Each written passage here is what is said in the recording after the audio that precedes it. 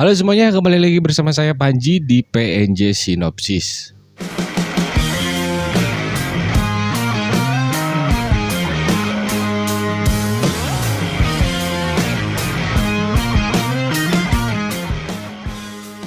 Zaman kegelapan Eropa atau yang sering disebut abad pertengahan adalah periode dalam sejarah Eropa yang berlangsung dari abad ke-5 hingga abad ke-15, di mana istilah ini menggambarkan masa di mana terjadi penurunan dalam berbagai aspek kehidupan termasuk ilmu pengetahuan, ekonomi, dan kebudayaan setelah runtuhnya Kekaisaran Romawi Barat. Nah, di sisi lain pada saat itu di Eropa tengah menghadapi tantangan lain seperti perang, kelaparan, dan pandemi termasuk wabah Black Death yang mematikan yang memakan korban jiwa sekitar 75 hingga 200 juta jiwa. Akan tetapi apakah kalian tahu bro bahwa pada saat itu keadaan berbeda terbalik 180 derajat dengan dunia Islam, di mana saat itu ternyata Muslim tengah berjaya di berbagai segi kehidupan yang kita sebut dengan zaman keemasan Islam.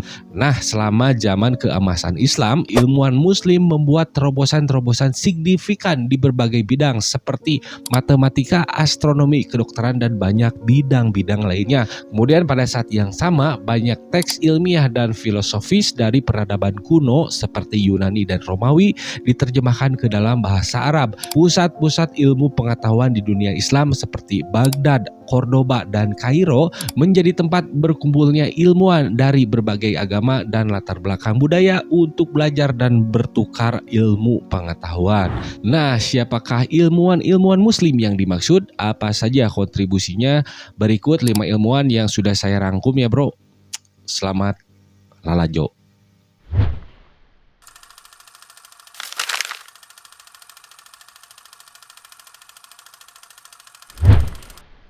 Jabir Ibnu Hayyan yang dikenal juga dengan nama Geber di dunia barat adalah seorang ilmuwan muslim terkemuka dari abad ke-8 yang dianggap sebagai bapak ilmu kimia modern karena kontribusinya yang signifikan dalam perkembangan ilmu kimia. Ia adalah seorang polimath, yaitu dimana selain ahli di bidang kimia, ia juga ahli dalam bidang lain seperti astronomi, astrologi, fisika, filsafat, dan kedokteran. Nama panjangnya yaitu Abu Musa Jabir bin Hayyan, lahir di Tus, sebuah kota di Persia yang kini wilayah Iran ya, pada 721 Masehi. Ia merupakan anak dari seorang tabib bernama Hayyan al-Azdi. Namun kehidupan Jabir bin Hayyan sebagai alkemis tak bermula dari Tus atau kota-kota lain di Persia, melainkan di Yaman. Jabir bin Hayyan meninggalkan Persia menuju Yaman setelah ayahnya dijatuhi hukuman mati oleh kekhalifahan Umayyah. Hayyan al-Azdi dieksekusi lantaran kedapatan mendukung revolusi yang dilakukan dinasti Abbasiyah.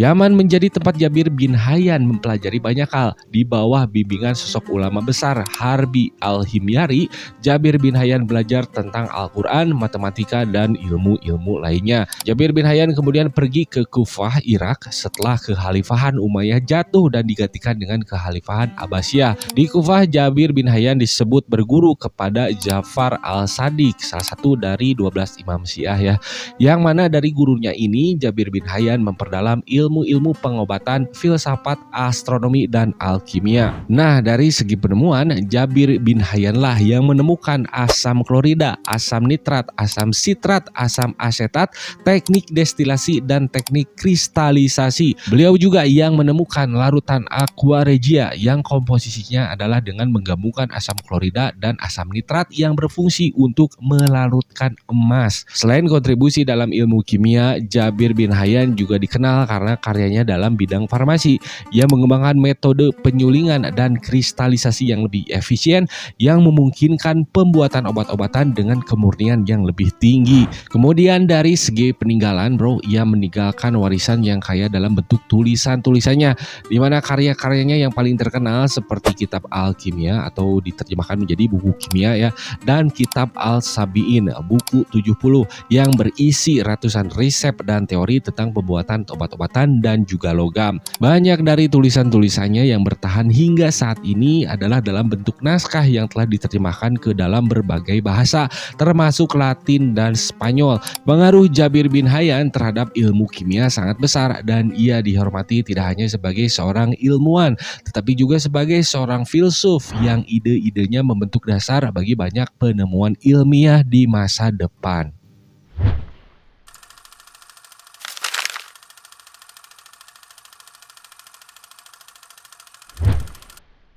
Muhammad bin Musa al-Khawarizmi adalah seorang ilmuwan muslim yang berpengaruh besar dalam bidang matematika, astronomi, astrologi, dan juga geografi. Ia lahir sekitar tahun 780 Masehi di Khwarizmia yang kini dikenal sebagai Khiva di Uzbekistan ya bro, dan wafat sekitar tahun 850 Masehi di Baghdad, Irak. Nah, siapakah di sini yang masih ingat pelajaran matematika aljabar bro di SMP ya? Nah, Al-Khawarizmi ini dikenal sebagai Bapak Aljabar karena kontribusinya yang signifikan dalam perkembangan ilmu ini. Buku pertamanya yaitu Al-Kitab Al-Mutasar fi Hisab Al-Jabr wal Muqabalah. Sorry kalau salah nyebutnya ya bro. Yang artinya buku ringkas tentang perhitungan dengan penyelesaian dan penyeimbangan adalah karya pertama yang secara sistematis membahas solusi dari persamaan linear dan kuadrat. Nah, selain itu konsep algoritma juga berasal dari karya Al-Khawarizmi. Istilah algoritma sendiri diambil dari latinisasi namanya, yaitu algorismi. Ia memperkenalkan konsep algoritma yang menjadi dasar bagi ilmu komputer modern yang merujuk kepada prosedur atau formula untuk menyelesaikan masalah matematika. Dalam dunia komputer dan pemrograman ya bro, kita juga tahu lah ya, algoritma adalah inti dari semua proses komputasi dan pemecahan masalah. Nah, masih dalam karyanya yang berjudul Al-Kitab Al-Mutasar fi Hisab Al-Jabr wal Muqabalah, Al-Khawarizmi juga mempopulerkan penggunaan angka 0 dalam sistem bilangan desimal yang kita kenal saat ini. Ia sering dikreditkan dengan memperkenalkan angka 0 ke dunia barat melalui karyanya dalam matematika, khususnya aljabar, di mana penggunaan angka 0 ini kemudian diadopsi di Eropa setelah terjemahan karyanya menyebar melalui dunia Islam ke Andalusia, Spanyol. Sebelumnya sistem bilangan Romawi yang digunakan di Eropa tidak memiliki konsep 0 ya bro, yang membatasi kemampuan untuk melakukan perhitungan matematika dan menyimpan catatan numerik dengan efisien. Dengan mempopulerkan angka 0, Al-Khawarizmi tidak hanya memfasilitasi perkembangan matematika, tetapi juga mempengaruhi bidang lain seperti astronomi, navigasi, dan akuntansi, yang semuanya mendapat manfaat dari sistem bilangan yang lebih canggih.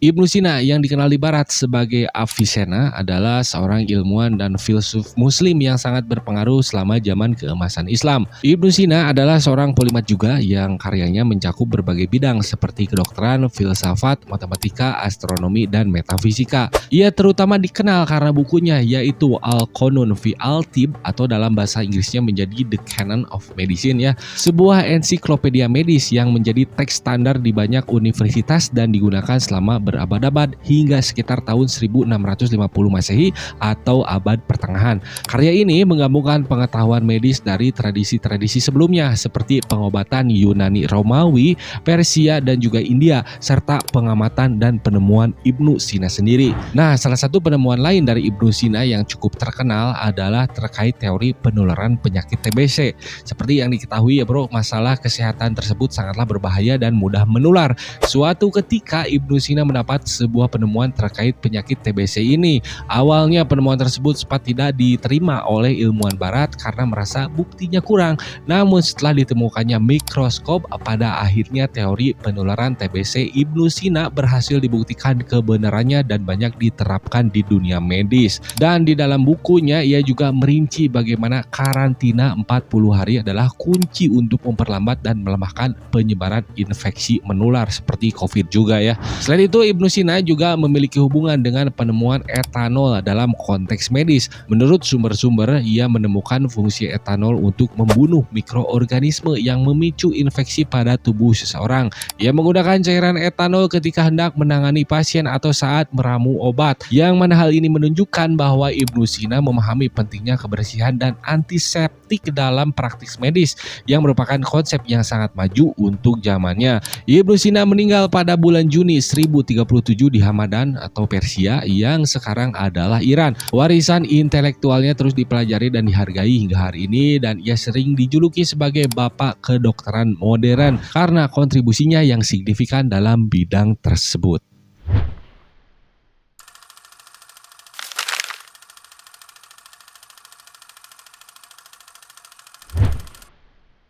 Oke, selanjutnya ada Al-Kindi yang bernama lengkap Abu Yusuf Yakub Ibnu Ishaq Al-Kindi, adalah seorang filsuf, ilmuwan, dan cendekiawan muslim yang lahir sekitar tahun 800 Masehi di wilayah Kufah, Irak, dan meninggal pada sekitar tahun 870 Masehi di Baghdad. Ia dianggap sebagai salah satu tokoh penting dalam sejarah keilmuan Islam dan sering dijuluki sebagai filsuf pertama muslim. Al-Kindi menjadi salah satu tokoh penting dalam gerakan penerjemahan karya-karya Yunani ke dalam bahasa Arab. Ia menggabungkan ajaran-ajaran filsafat Yunani, terutama Aristoteles dan Neoplatonisme, dengan ajaran Islam. Karya-karyanya yang terkenal seperti Risalah Al-Kindi fi al-Falsafah atau Epistle of Kindi on Philosophy membahas berbagai topik filsafat termasuk logika, metafisika, dan juga etika. Al-Kindi menggunakan beberapa argumen filsafat untuk membuktikan keberadaan Tuhan yang mencerminkan pengaruh pemikiran Neoplatonis dan doktrin-doktrin Yunani klasik yang dipadukan dengan keyakinan agama Islam.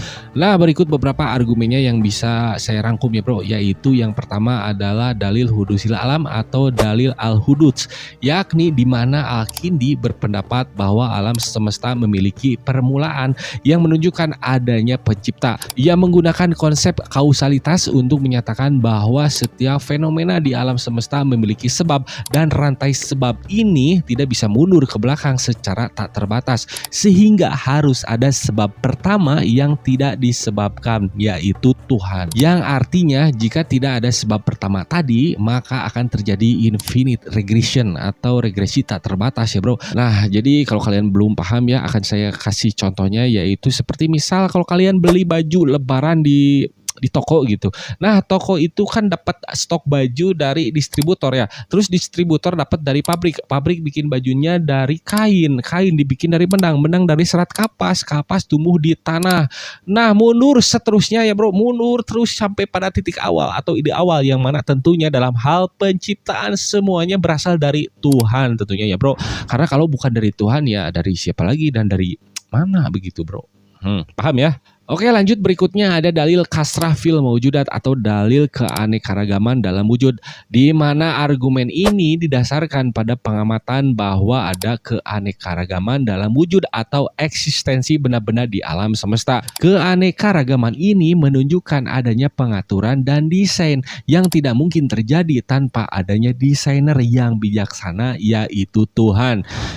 Ya mungkin contoh sederhananya seperti benda-benda di sekitar kita ya bro, seperti apa ya, kayak handphone lah, dibuat sedemikian rupa biar terlihat bagus dengan fungsi-fungsi yang canggih yang pastinya ada desainer atau penciptanya ya. Nah, apalagi alam semesta yang jauh lebih kompleks dari segi penciptaan ya bro, maka jauh dari kesimpulan bahwa semua keanekaragaman benda-benda di alam semesta atau di dunia ini tercipta hanyalah dari sebuah kebetulan saja gitu kan, tidak mungkin lah ya. Oke, kemudian selanjutnya ada dalil ibdafil alam atau dalil pengendalian alam. Al-Kindi mengemukakan bahwa alam semesta ini diatur dan dikendalikan dengan cara yang tertib dan teratur yang menunjukkan adanya pengendali yang maha kuasa, yaitu Tuhan. Ya, contohnya seperti orbit bumi kita ini ya bro, bersama-sama dengan planet lain ya, yang sudah diset bergerak teratur sedemikian rupa selama jutaan tahun, yang mana jika tidak dikendalikan maka tentunya akan menabrak satu sama lain ya bro. Wah, kiamat dong. Oke, yang terakhir, Al-Kindi mengungkapkan keberadaan Tuhan melalui argumen logis dan juga empiris, seperti argumen tentang kausalitas teologi dan kesempurnaan. Ia melihat alam semesta ini sebagai tanda-tanda kebesaran Tuhan dan menyimpulkan bahwa setiap aspek alam semesta ini merupakan bukti keberadaan atau eksistensi Tuhan. Dengan demikian, Al-Kindi melihat filsafat sebagai sarana penting untuk memperdalam pemahaman agama dan memperkuat iman. Ia percaya bahwa melalui filsafat, seseorang dapat mencapai pemahaman yang lebih tinggi tentang ajaran agama dan mengaplikasikannya dalam kehidupan sehari-hari.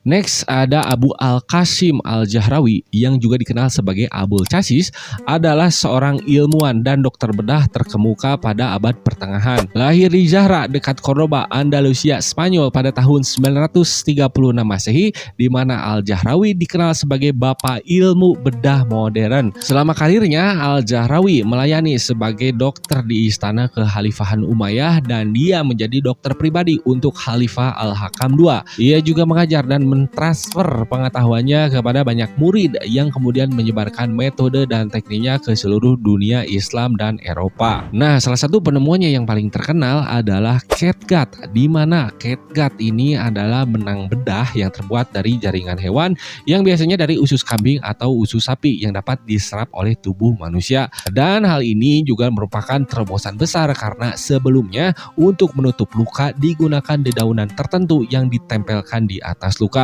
Kemudian selain catgut, Al-Jahrawi juga memperkenalkan lebih dari 26 alat bedah lain yang belum pernah ada sebelumnya, termasuk pisau bedah, sendok bedah, retractor, pengait, surgical rod, spatula, bone saw, dan plaster, di mana kebanyakan alat-alat bedah tersebut ia rancang sendiri. Di sisi lain, Al-Jahrawi juga memperkenalkan teknik bedah baru yang belum pernah ada sebelumnya, seperti penggunaan jarum dan benang untuk menjahit luka, yang merupakan praktik yang masih digunakan hingga saat ini. Nah, penemuan-penemuannya ini ia tuangkan dalam sebuah karya tulisan yang dipanggil dengan nama Al-Tasrif, sebuah ensiklopedia medis yang juga menjadi referensi penting di dunia kedokteran Eropa selama berabad-abad. Buku tersebut juga mencakup berbagai topik seperti ortopedi, oftalmologi, dan farmakologi, serta teknik bedah yang kompleks pada waktu itu seperti pengangkatan batu ginjal dan juga amputasi.